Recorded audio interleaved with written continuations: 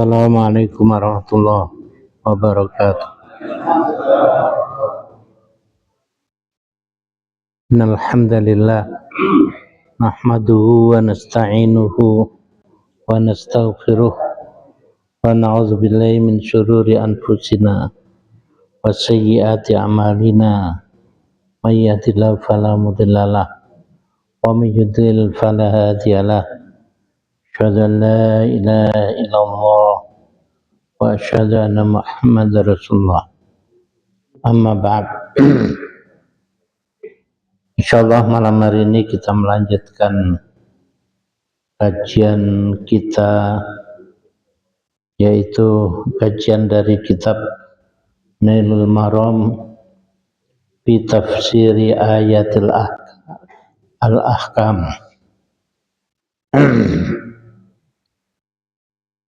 Malam hari ini kita mengkaji bab yang ke-10. Saya mohon maaf, sebenarnya saya mau meringkas tulisan ini, tapi sayang sekali nggak sempat. Jadi ya, meskipun demikian saya mencoba untuk meringkas hal-hal yang agak, ya menurut saya terlalu panjang.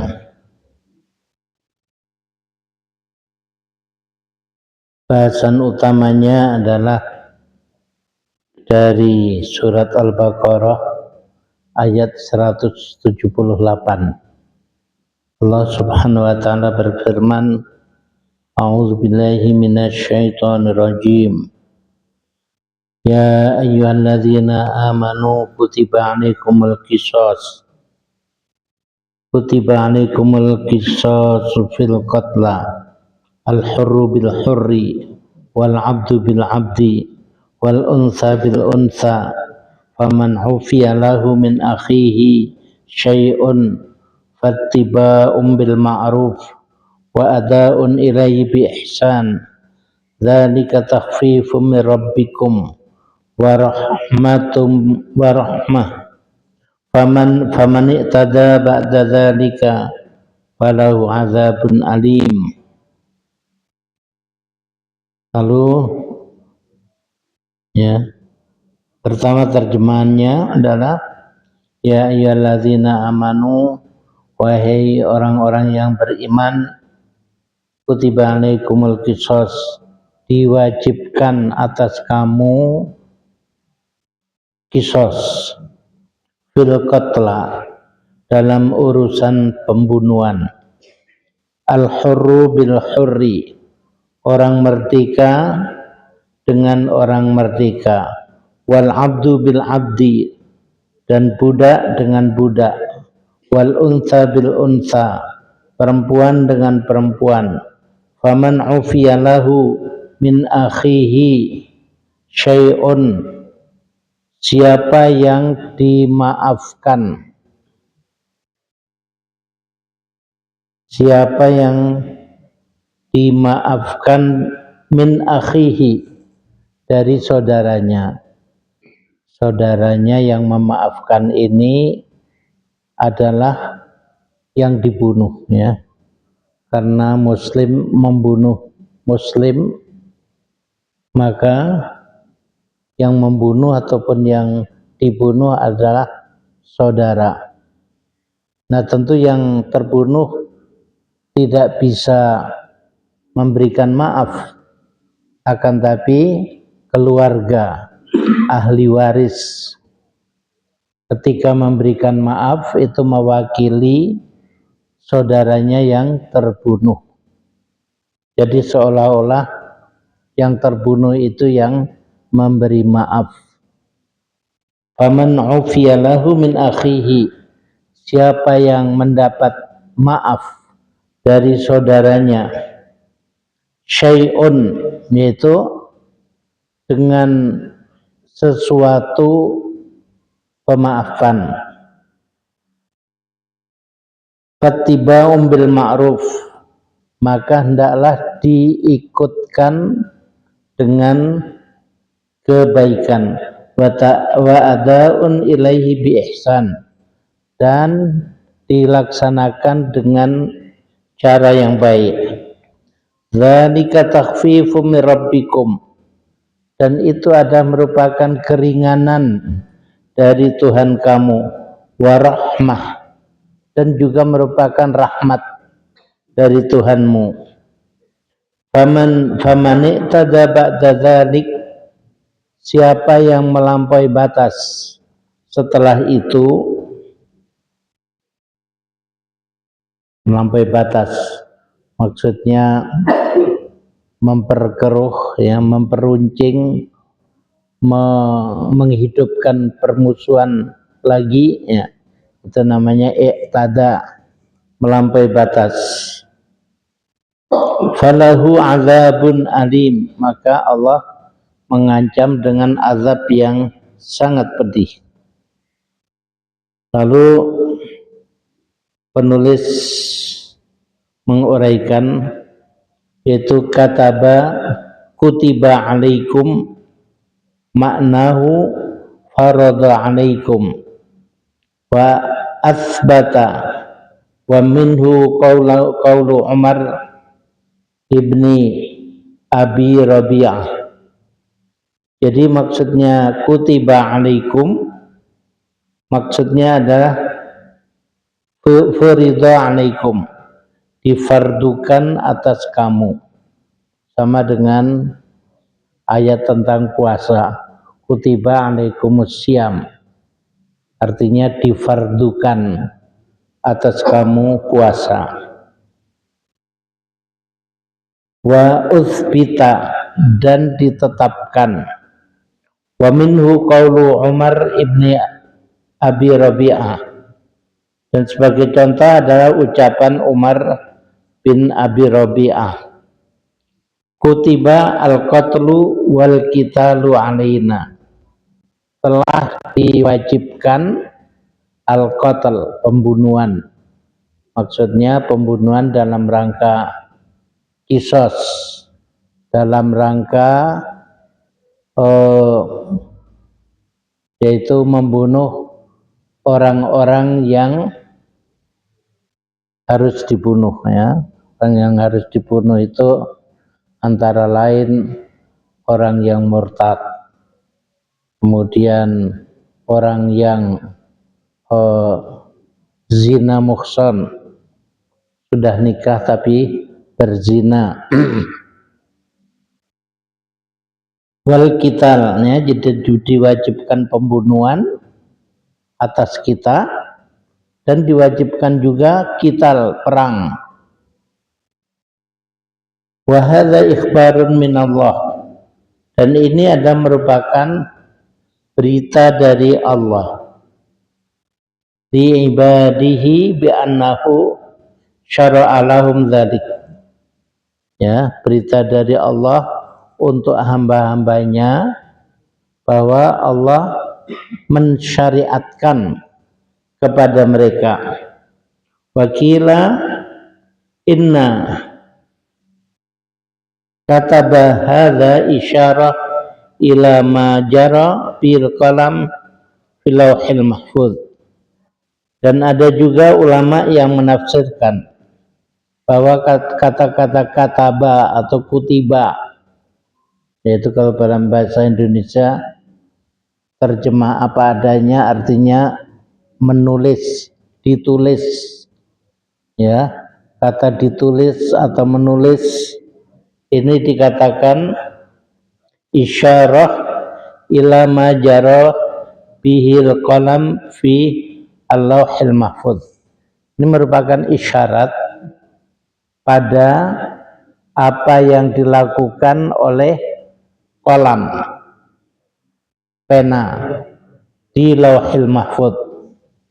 Dalam riwayat diceritakan bahwa Allah itu ketika ingin menuliskan apa saja, termasuk menuliskan takdir-takdir, itu sudah ada kolam, dan kolam itu bergerak sendiri sesuai dengan kehendak Allah. antara lain kolam itu menulis ayat-ayat Al-Quran dari Al-Fatihah sampai An-Nas, ya. Jadi kolam bergerak sendiri sesuai dengan kemauan Allah. Sehingga karena di sana ada kolam, ada pena yang menulis, disebutkan dalam ayat tadi kutiba alaikum, ditulis. Siapa yang menulis? Kolam, ya. Jadi kolam menuliskan. Kalau dituliskan oleh kolam, itu artinya menjadi syariat, ya, menjadi kewajiban. Nah, ini menurut sebagian ulama, ya, tafsirannya seperti itu. Wal qisas asluhu qassa al athar, dan yang namanya qisas itu dari kata-kata qassa.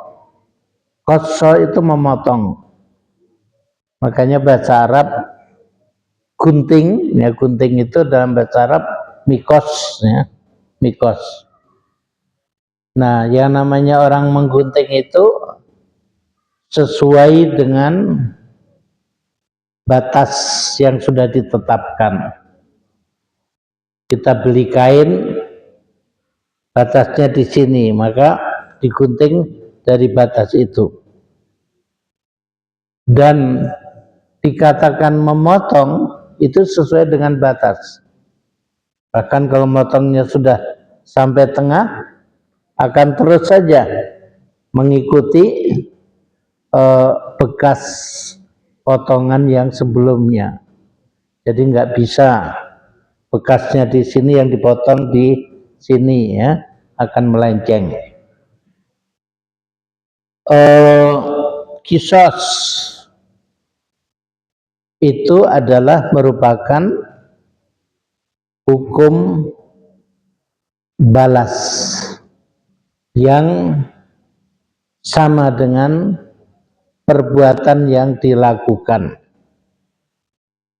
Dalam satu riwayat pernah ada seorang Yahudi yang membunuh pembantunya dengan apa? Dengan dibenturkan ke batu. Jadi kepalanya itu sudah mepet ke batu, dihantam lagi dengan batu. Untungnya dia masih bisa ditanyai, meskipun menjawabnya sepotong-sepotong. Ditanya, apa yang membunuh kamu ini? Dia bisa mengatakan bukan. Apa ini? Bukan.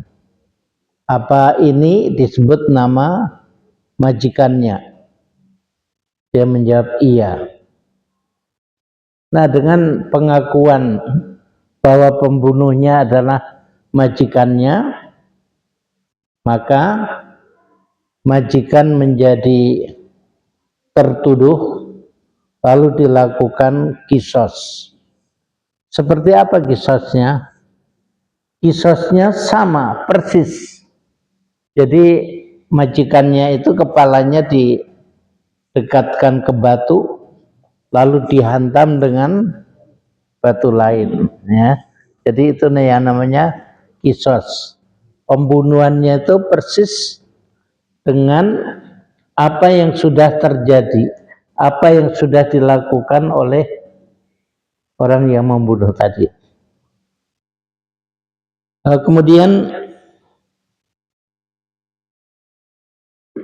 wa minal qats li annahu yattabi'ul asar.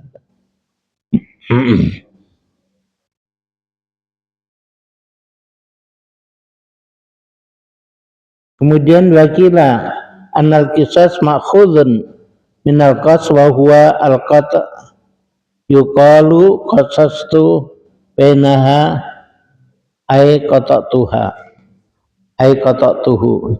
Ini tadi termasuk yang ingin saya ringkas ya, karena agak berlebih. Waqad istadalla bihadzal ayah al-qailun bi annal hur la yuqtal bil 'abd. Dan sebagian ulama menjadikan ayat ini sebagai dalil bahwa orang merdeka tidak boleh dibunuh karena membunuh al-'abd, yaitu hamba saya. Jadi orang merdeka tidak boleh dikisos karena membunuh hamba sahaya. Itu sebagian pendapat, yaitu dari jumhur. Jumhur itu kebanyakan ulama. Wa dhahaba Abu Hanifah wa ashabuhu wa Thawri wa Ibnu Abi Layla wa Dawud ila annahu yuqtal bihi idza kana ghair sayyidihi. Sedangkan ulama-ulama yang disebutkan nama tadi berpendapat bahwa orang merdeka bisa dibunuh karena membunuh hamba sahaya, dengan syarat kalau hamba sahaya itu bukan miliknya.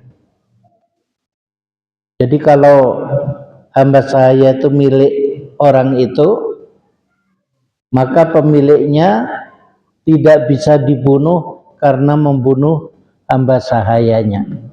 Tapi kalau yang membunuh tetangganya, orang merdeka membunuh hamba sahaya di rumahnya, maka dia dikenai hukum qisas.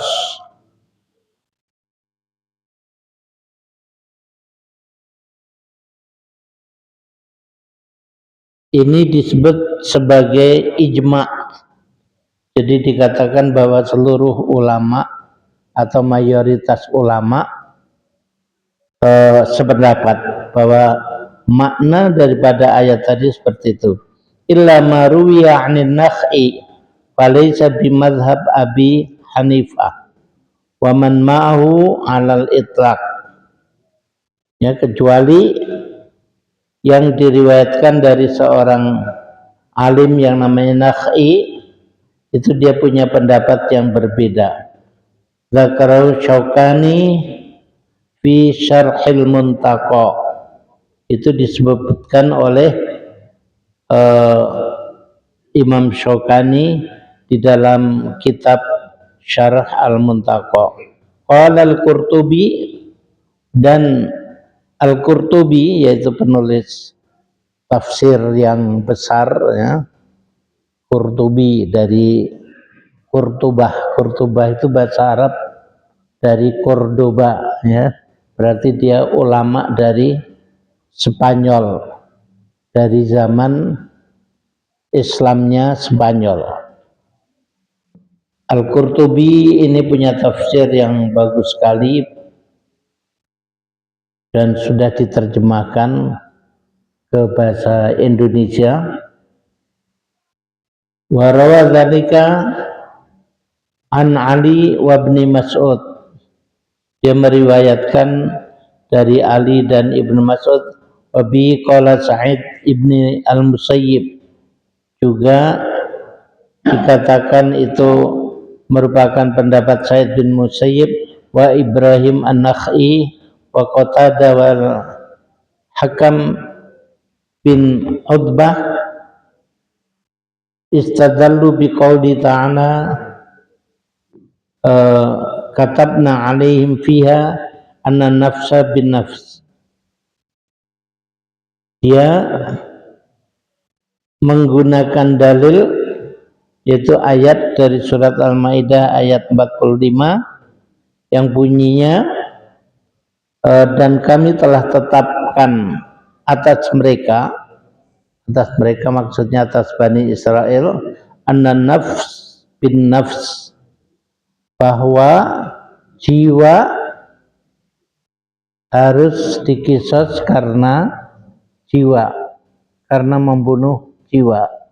Jadi Artinya mereka berpendapat bahwa jiwa manapun yang dibunuh, apakah itu merdeka ataukah itu budak atau hamba sahaya, apakah laki-laki atau perempuan, berdasarkan ayat ini maka dikenai hukum qisas. Wa ajabal awwalun an hadzal istidlal anna qawlahu al-hur bil hur wal 'abd bil 'abd yufassir liqaulihi an-nafs bin nafs. Dan pendapat al-awwalun yang saya sebutkan sebagai jumhur, ya, mayoritas ulama, itu mereka menjawab bahwa ungkapan al-hur bil hur wal 'abd bil 'abd itu merupakan tafsiran dari an-nafs bin nafs, jiwa dengan jiwa, ya. Maksudnya apa? Maksudnya bahwa ayat Al-Qur'an yang menyebutkan dengan kata-kata an-nafsu bin nafsi, jiwa harus diqisas karena membunuh jiwa lain tanpa pandang bulu apakah yang dibunuh hamba sahaya atau lainnya, ya, harus diqisas. Itu menurut jumhur ulama, bahwa ayat itu ditafsirkan dengan ayat yang mengatakan bahwa bahwa merdeka dengan orang merdeka. Artinya orang merdeka diqisas karena membunuh orang merdeka. Hamba dibunuh karena membunuh hamba. Ya, jadi ini menunjukkan juga bahwa ayat Al-Qur'an itu banyak yang menafsirkan. Jadi satu sama lain kelihatannya bertentangan. Sebenarnya tidak bertentangan, tapi menafsirkan. Dan itu sudah dijelaskan oleh Allah di surat Al-Baqarah ayat berapa ya? Mungkin 185, yaitu Syahrul Ramadan alladzi unzila fihil Qur'an hudal linnas wa bayyinatin minal huda wal furqan. Al-Qur'an di situ disebut sebagai hudal linnas wa bayyinatin minal huda. Jadi Al-Qur'an itu petunjuk bagi seluruh manusia, dan dia sendiri adalah merupakan penjelasan bagi petunjuk itu sendiri. Jadi Al-Quran berisi petunjuk dan di dalamnya juga penjelasan bagi petunjuk, sehingga tidak heran ketika kita mendapatkan ayat yang satu ayat mujmal. Mujmal itu artinya umum, dengan cakupan yang lebih luas, sedangkan ayat lain lebih detail, ya, lebih khusus. Maka yang lebih khusus ini sebagai penjelasan bagi yang umum tadi.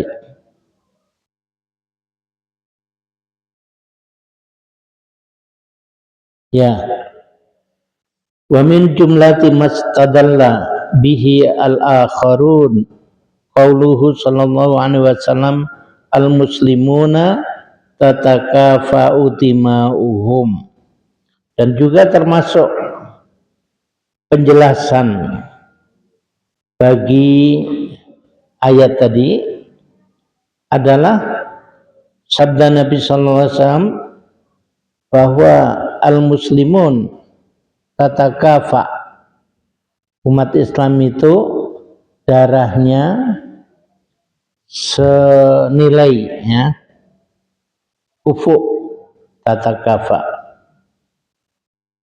Di surat Al-Ikhlas Allah disebut walam yakullahu kufuwan ahad, ya, kufuwan, kufu. Kufu itu gimana? kufu itu sebanding. Tidak ada yang sebanding dengan Allah. Nah, Nabi menyebutkan bahwa darah umat Islam itu sebanding. Sebanding artinya kalau membunuh orang Islam, dia harus dikisos. Tapi kalau membunuh hamba sahaya dan hamba sahaya miliknya, maka dia tidak dikenai hukum kisos. Termasuk juga ada hadis yang menyebutkan kalau seorang ayah membunuh putranya juga tidak dikenai hukum kisos. Kenapa demikian? Ya karena kedudukan ayah itu tinggi. Rasulullah pernah bersabda pada seorang sahabat, kamu dan hartamu milik ayahmu, ya.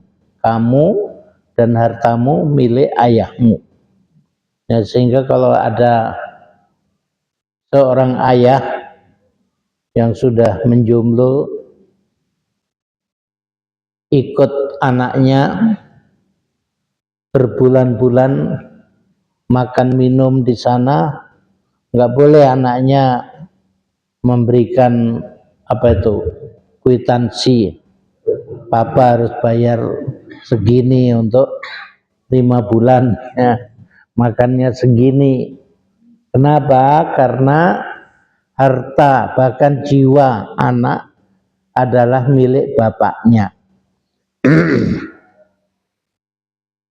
Kemudian wa yujabu anhu bi annahu mujmalun wal ayat mubayyinah, dan juga dijawab oleh jumhur ulama tadi bahwa ayat yang pertama itu adalah mujmal, umum, sedangkan ayat yang menyebutkan secara rinci tadi adalah merupakan mubayyinah, ayat yang menjelaskan, ayat yang lebih umum.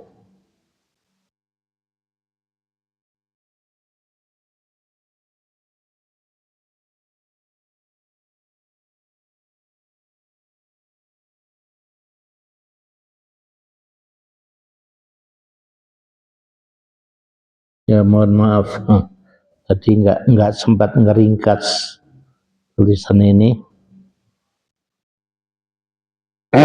Kemudian waqad istadalla bihadzal ayah al-qailuna bi annal muslim yuqtal bil kafir wa hum al-kufiyun was-sauri, dan ada juga yang berpendapat bahwa orang Islam bisa dibunuh karena membunuh orang kafir. Meskipun itu bukan pendapat jumhur, tapi pendapat al-kufiyun. Al-kufiyun itu orang-orang Kufi, Kufah. Ya, Kufah itu kalau nggak salah tempat pembunuhan Ali kalau nggak salah. Sehingga Kufah itu bagi orang Arab itu menjadi menjadi lambang keburukan.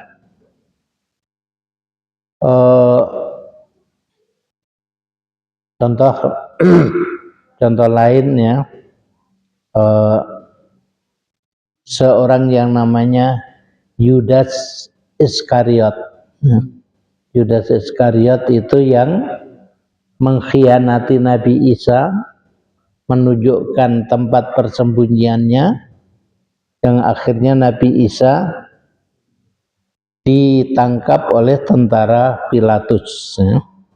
Nah, Yudas itu bagi masyarakat Barat itu lambang keburukan.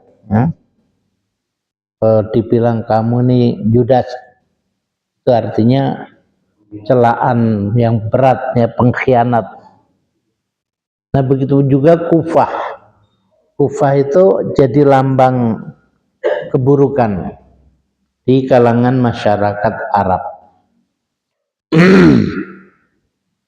Kemudian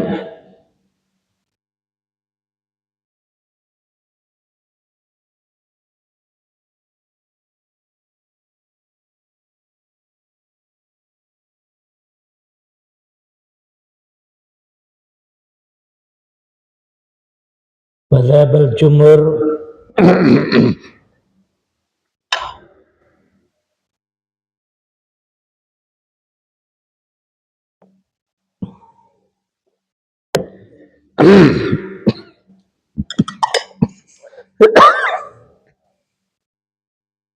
Wadzhabal jumhur ila annahu la yuqtal muslim bil kafir.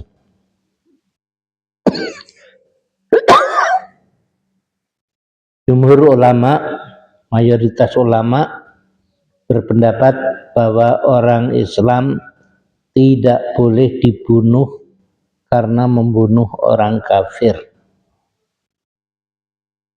Kenapa?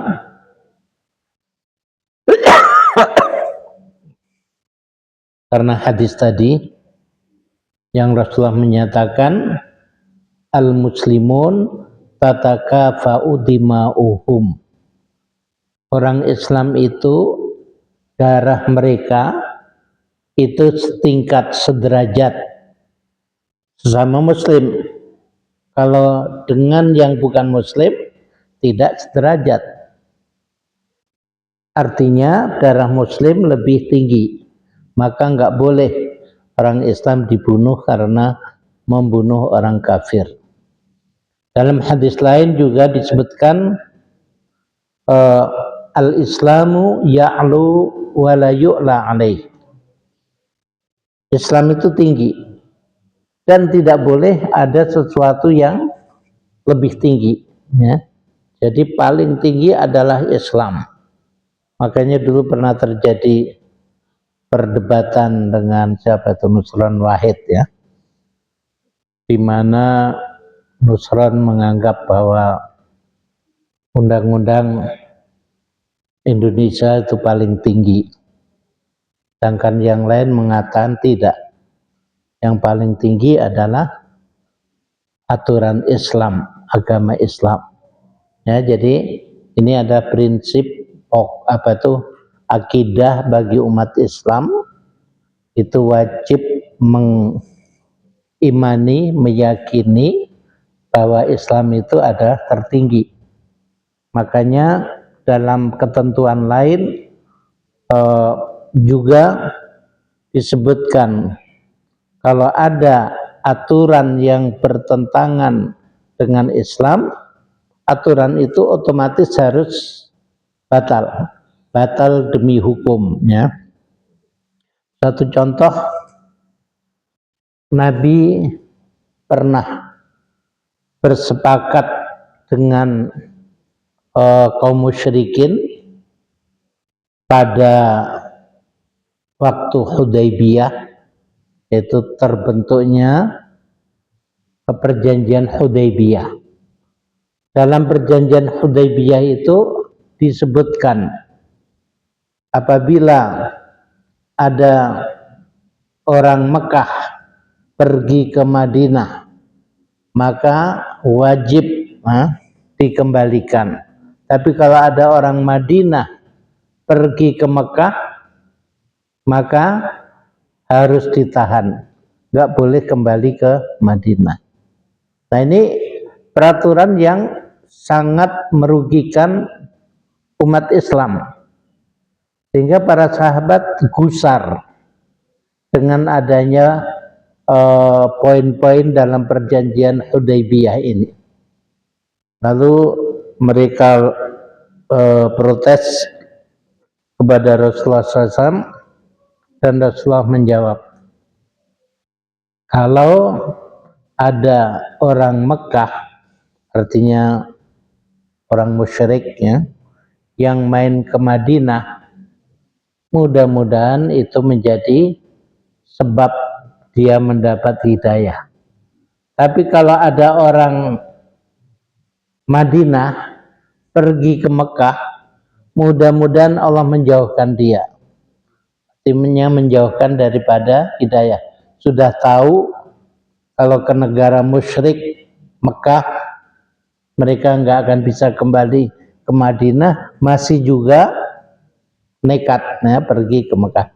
Maka Rasulullah doakan yang tidak baik, semoga Allah menjauhkan mereka. Nah, dalam pelaksanaannya gimana? Dalam pelaksanaannya kemudian ada orang-orang Mekah perempuan yang ke Madinah dan di Madinah masuk Islam. Padahal kalau orang sudah masuk Islam, perempuan sudah masuk Islam, meskipun punya suami di Mekah, tapi suaminya musyrik, dia nggak boleh kembali ke suami musyrik. Sehingga harus dipertahankan untuk di Madinah. Bahkan dibolehkan nikah dengan orang Islam di Madinah. Nah ini berarti aturan yang tertulis dalam perjanjian Hudaybiyah tadi itu harus dikalahkan dengan aturan Allah yang mengharamkan perempuan bersuami, perempuan muslimah bersuamikan laki-laki kafir, ya. Nah ini hukum Allah. Hukum Allah harus diutamakan daripada hukum yang lain. Maksudnya seperti itu.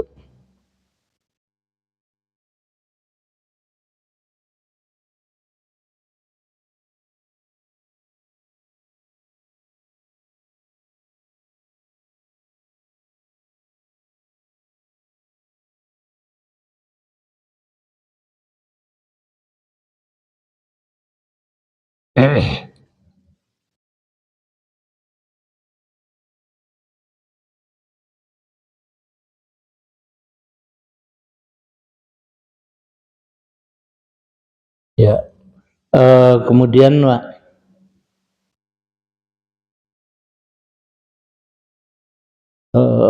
wal makna annal qatil awil jani idza ufiya lahu min jihatil majni alaihi awil wali dam asabahu minhu ala ayyakhudha minhu syai'an minat diyah awil arsh fal yadba fal yattabi al majni alaihi.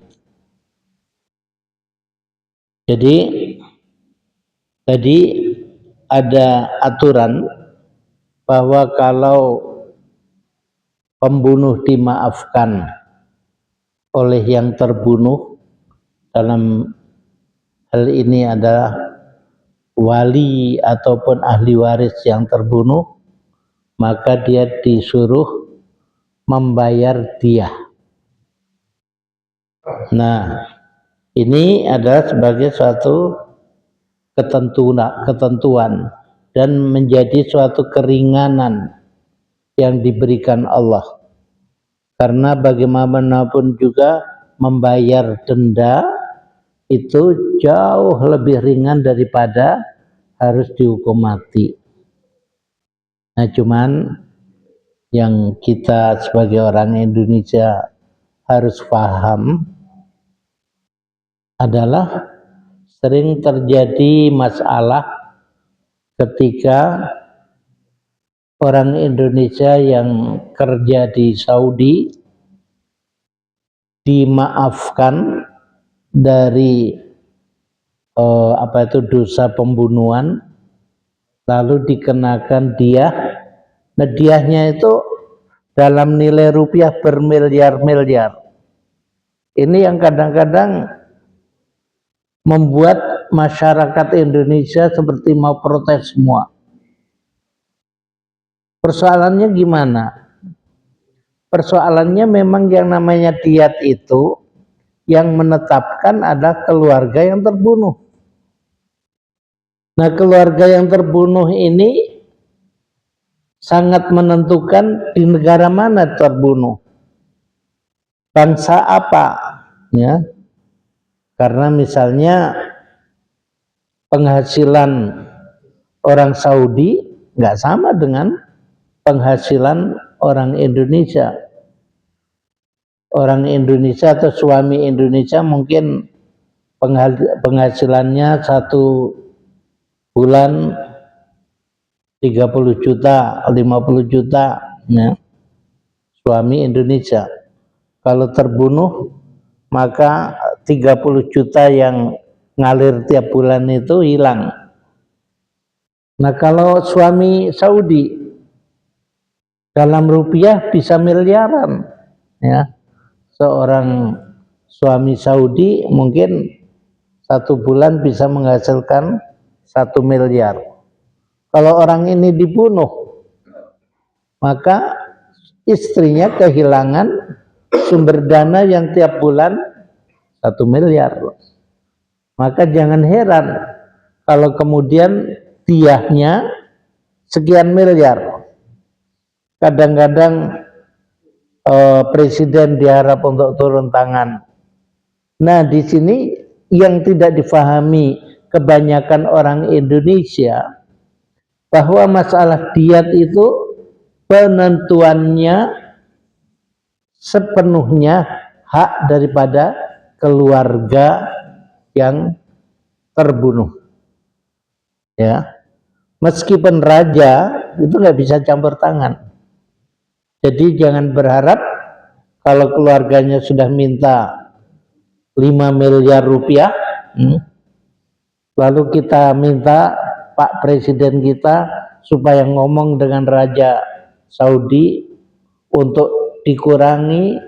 Ini yang nggak difahami oleh kebanyakan orang kita. Raja di sana nggak bisa turun tangan karena ini hak penuh keluarga dari yang terbunuh.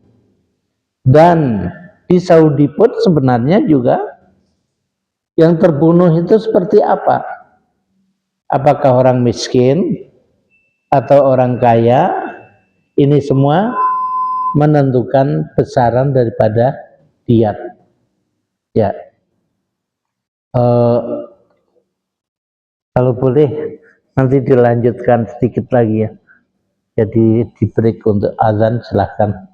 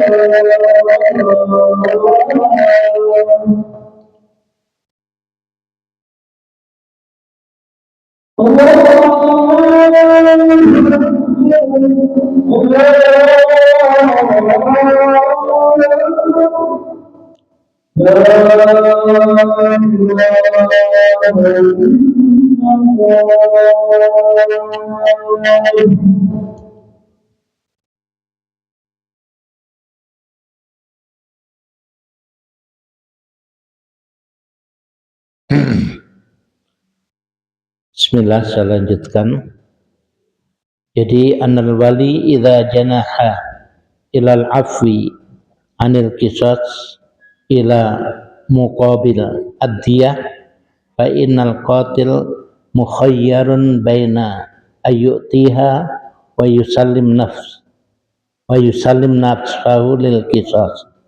Jadi kalau keluarga yang terbunuh sudah memberikan maaf, lalu dengan itu berarti yang membunuh harus membayar diat, maka dia mempunyai hak antara membayar diat yang ditetapkan oleh keluarga terbunuh atau menyerahkan dirinya untuk dikisos. Jadi pilihan dia itu tinggal itu saja, dibayar atau dikisos.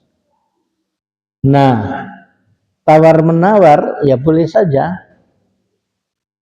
Tapi kalau misalnya keluarga tidak mau turun dari diat yang diminta, maka pembunuh tidak bisa berbuat yang lain, ya. Karena meskipun raja, kepala negara, tidak bisa campur tangan, kecuali kalau pemimpin negara itu mau menyumbang sebagian diat yang harus dibayarkan, itu memungkinkan. Tapi kalau untuk membatalkan, meskipun seorang raja tidak mampu melakukan itu, dan secara hukum syariah juga tidak punya hak untuk membatalkan diat yang ditetapkan oleh keluarga terbunuh.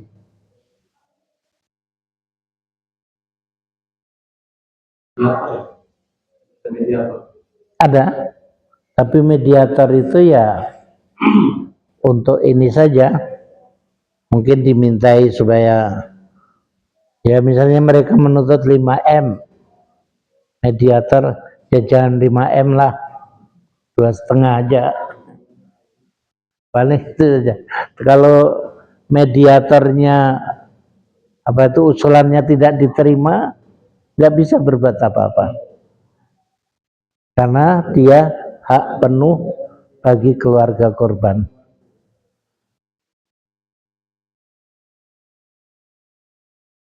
Terus kalau ya kasus yang sering terjadi, katanya TKW mau diperkosa, secara terpaksa dia membunuh majikan yang mau memperkosa. Berdasarkan saksi-saksi, fakta yang ada, akhirnya pemerintah memutuskan bahwa TKW salah, harus dihukum mati. Nah, kemudian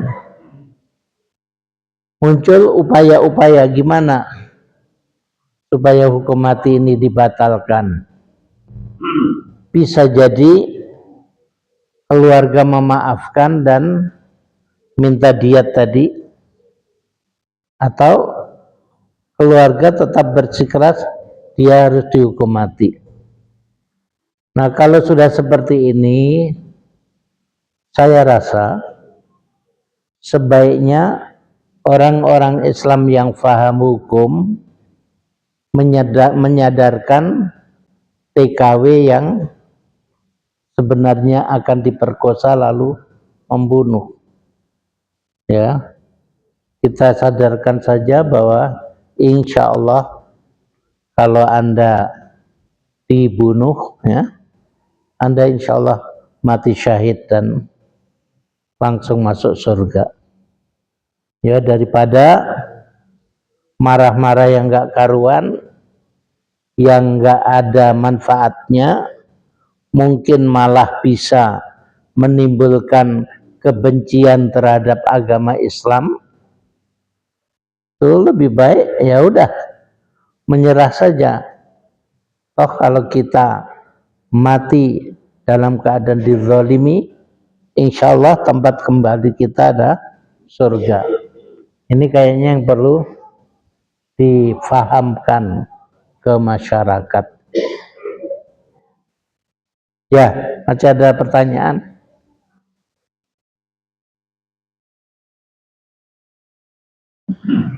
Kalau di Aceh, konon Di Aceh. Kalau di Aceh saya masih belum jelas apakah seluruh hukum Islam bisa diterapkan di sana atau hanya sebagian. Yang saya tahu kalau orang makan siang hari bulan Ramadan kena cambuk misalnya. Tapi lain-lainnya gimana saya malah kurang tahu ya. Mungkin Pak Mukhlis lebih tahu.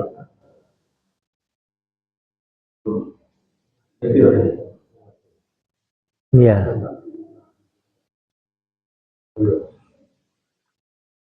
Dan kadang-kadang kita ini membuat aturan berlebihan. Ya misalnya orang makan di siang hari Ramadan kena hukuman ini. Seharusnya pemerintah tidak boleh langsung memutuskan hukuman seperti itu, tapi harus diperiksa dulu. Kalau dia musafir, orang musafir itu berhak untuk tidak puasa. Ya. Nah kalau di Saudi memang rumah makan yang buka itu rumah makan di airport. Jadi kalau orang enggak puasa karena musafir, makannya harus ke airport. Ya, tapi masih ada yang buka di sana. Kalau di luar airport memang ya nggak tahu, memang nggak ada rumah makan yang buka kalau bulan Ramadan. Ya, jadi hukum itu harus benar-benar sesuai dengan aturan syariah. Ya, masih ada? Ya, silakan.